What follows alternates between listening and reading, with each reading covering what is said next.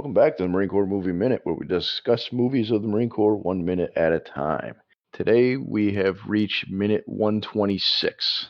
Minute 126 begins with Quiones reuniting with his family, and it ends with Gunny walking through the crowd of Marines and civilians and band members. Just as it ends, you get a brief shot of Lieutenant Ring in the background. We welcome everybody back. I'm Brian. I'm Jack. So we're getting more of this homecoming ceremony, more of the mutual respect paid to Gunny and Stitch. They've really come a long way, as we've said. Yeah, it's much different than when they first met each other. Yeah. I mentioned the other day that I rewatched this movie, beginning to end, not broken up in any little bit, not searching for one, just as pure enjoyment. And as funny as I was finding stuff in the movie, then I'm like, did I mention this on the podcast? Because I can't believe, I was noticing even more stuff. I've heard plenty of podcasters say that when they go through a movie minute by minute, afterwards they can't not have a critical eye for pretty much any movie they watch. Yeah. And I'm beginning to see that, especially with this. I was like, oh, I can't believe I didn't mention this, or, oh, this, and that. Well, anyways, that scene where Gunny reunites with Stitch Jones in the barracks when they realize, who's there after he steals his stuff for the first time, and it's almost played like a horror movie. Yeah, the camera work is so, we don't really get into like the camera work or any, because that's not our thing. We're not mise en scène and all that crap. Like, I only know so much, but the way they film that and the zoom ins and the on both faces, like I said, if there was like music playing, it would have been perfect. Like, yeah, the realization on both their faces, Gunny realizing who it is, and now he's pissed and he's going to get his revenge, and it's like, well. Like, and like, Cleese was so good. Like, and then, but Mario Van Peebles is, like I said, he's a star, but this guy could have been a superstar. I think he should have been. Like, he is so good in this movie. Yeah. His oh shit look and horror with my it's so, and it zooms in on his face, so it's the funniest thing. And they cut back between the two of them, and especially too because he comes out singing, and he's like, oh shit, it's all in his face. It's so good. It's so good. And of course now you get these guys walking as basically equals at this point. Yeah. And smirking and really having literally Gunny's handing the torch to him. He said, look, there's nothing for me now that besides they got you. Granted, Stitch Jones is no Tom Highway, but he's got potential, Yeah. and he's different than Tom Highway, but he's a good Marine, Yeah. Yeah, he's charismatic. He's got good leadership qualities when he uses them. He's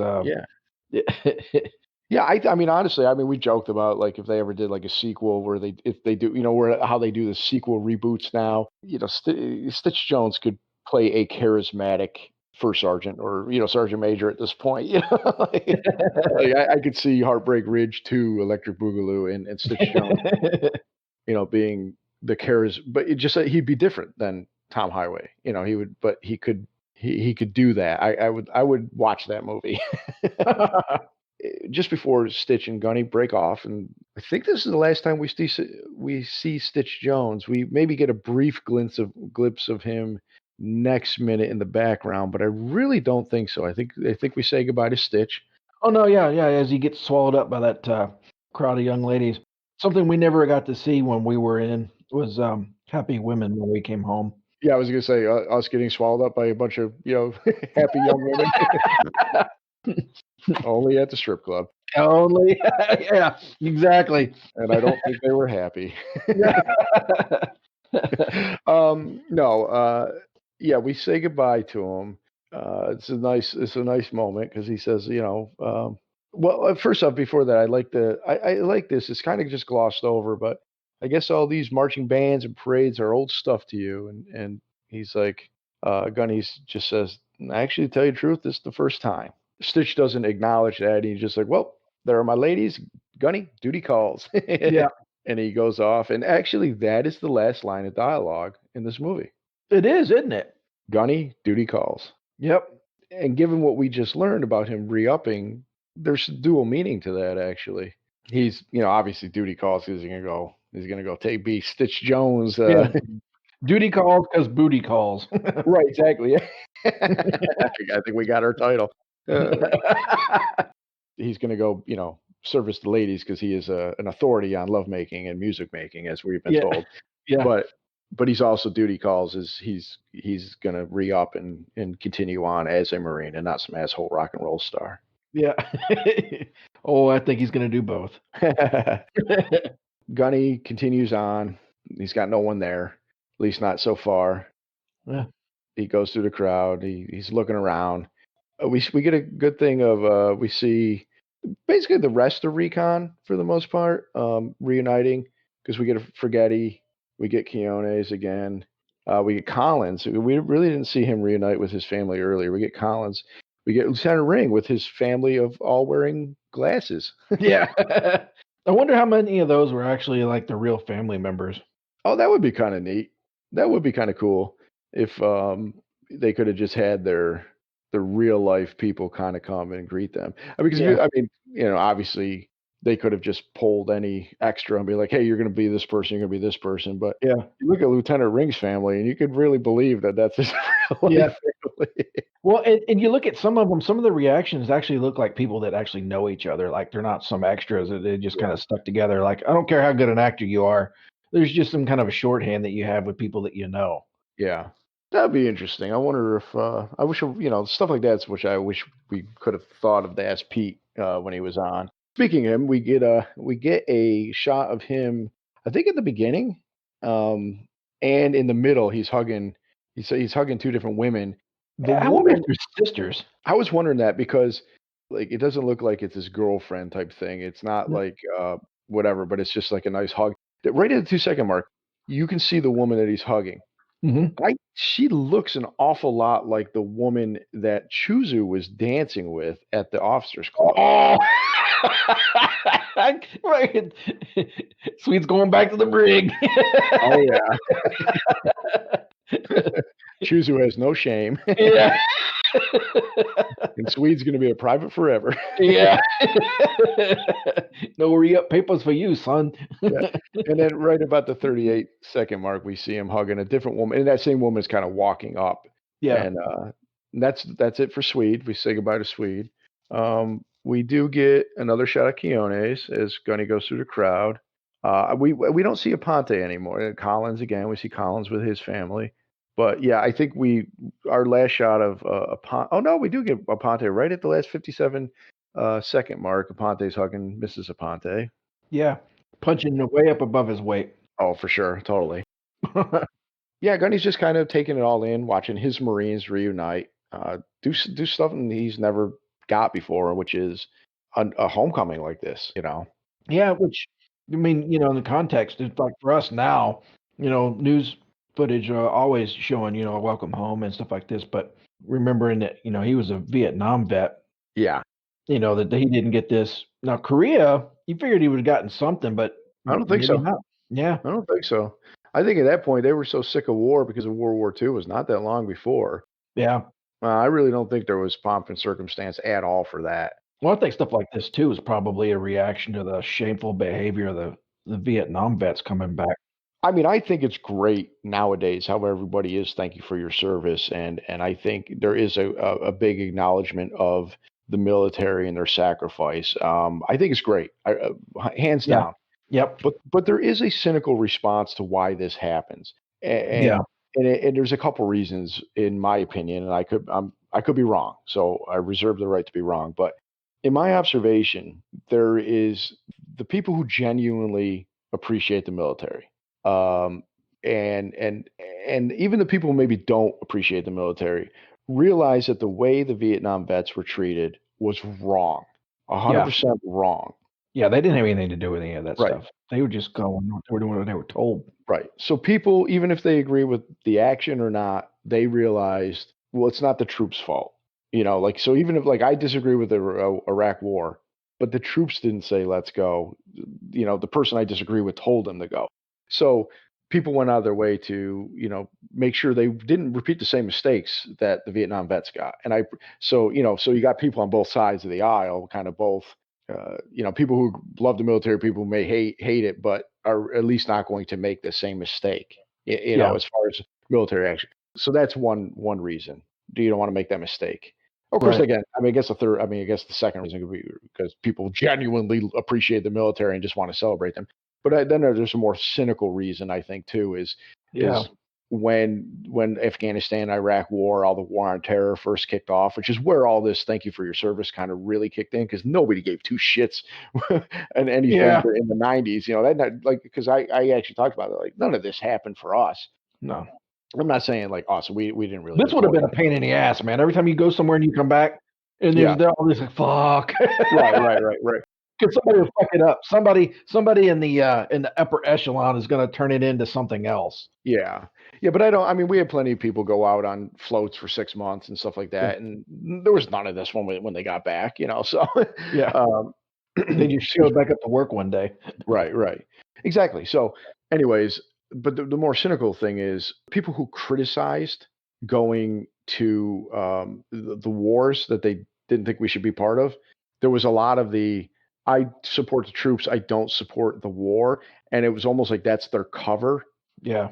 to be like, well, this is a travesty and this and that. We shouldn't be doing any of this military action, but I support the troops.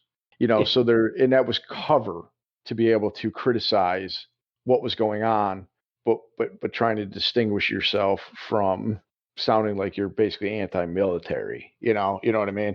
Now I think that over that was where it first kind of started from, but I think just over time, like once corporations and all that kind of adopt this whole Veterans Day, giving you a discount, or Yeah. When they figured out a way to profit from it. or thank you for your service. I think it was also because it just became more mainstream. It became the norm, so Yeah. everybody just kind of does it now.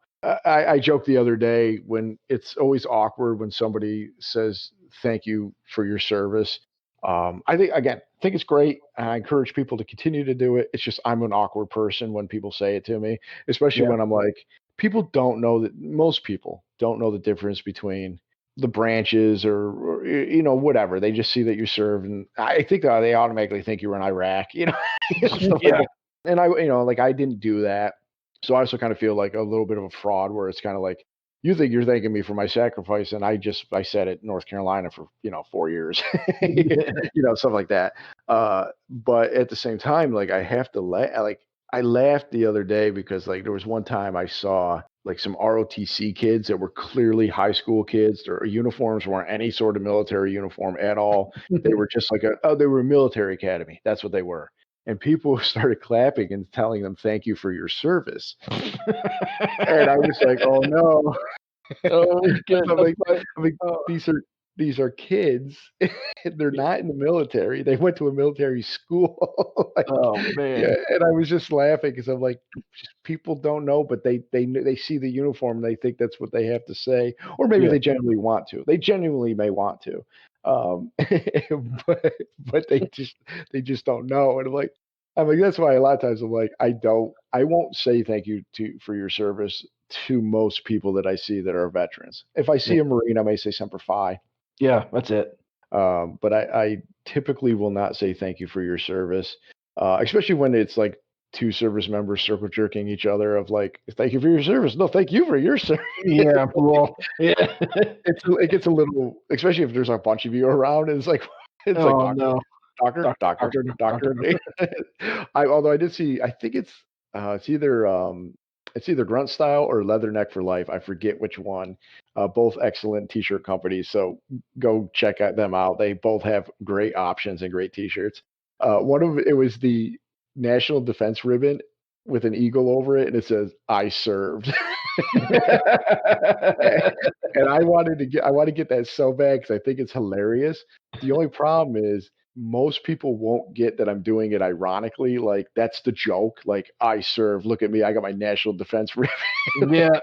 And but then people might be like, I wouldn't want to wear it because then I won't want people thinking like literally it's like drawing a billboard to it. But I think it's hilarious though. Like, like that's something I would wear like to the VFW or something if I was going to like the American Legion. Like, yeah, fuckers, I served. But if I wore it out in town, people would take it like at face value, like, "Oh, thank you for your service." Yeah. Yeah, Love me. you're right, exactly. Love me. You're missing the joke. Yeah. So I mean, basically, this is it. I think we literally say goodbye to everybody this minute. I don't think there's any more recon guys in the background that we see after this. So one of these people that we're saying goodbye to is Sweet Pete Koch. Yep. Oh, before I get there, I wanted a shot of like a doofy family, like a tall, doofy kind of awkward family, just kind of looking around. Like he's like, oh, he's gonna be here any minute now. Wah, wah. Yeah, how would that have gone? Yeah. Oh, yep. That would yeah. Yeah. Okay, out there. So we say goodbye to Pete Koch, Swede, on the film. So we had a reached out to Pete on Instagram, and I just put it out there as we're basically coming to the end. Is it's been a great ride, but is there any last memories anybody would like to share? And Pete said, Heartbreak Ridge had changed his life in ways that he never could have imagined, all positive. It starts with the opportunity to work with Clint Eastwood and experience what an exceptionally generous and talented man he is. Additionally, the 5 weeks spent filming left him with a profound respect and admiration for our military servicemen and women. God bless them. It's been no secret that Pete Koch has been pro-military and supportive of the military. He wore that on his sleeve both times that he guested on our show. Oh yeah. He made no bones about that. So that was nice of him to say. Nice of him to give us some closing thoughts on his time on Heartbreak Ridge, especially since I feel he's been an important part of this experience that we've gone through. Yeah. It was awesome having him here. Yeah, I'd say he's the unofficial third, podcast host, just for his openness and whatever of making himself available to us for not just guesting, but a few times we've chatted privately just to get some feedback, get some information.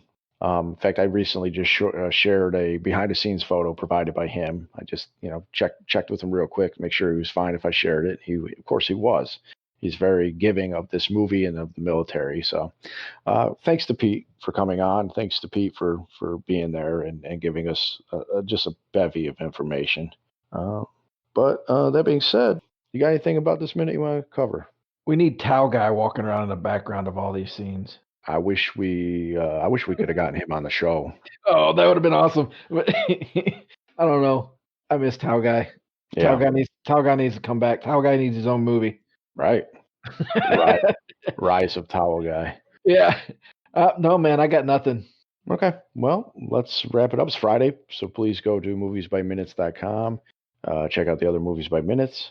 Please come back then and finish out this movie strong with us, and also join us on our Quarter Deck Facebook Marine Corps Movie Minute Quarter Deck private group on Facebook, and Instagram Marine Corps Movie Minute Pod. Follow us there. Try to post a lot of pictures there when I can. Anyways, Perry, duty calls.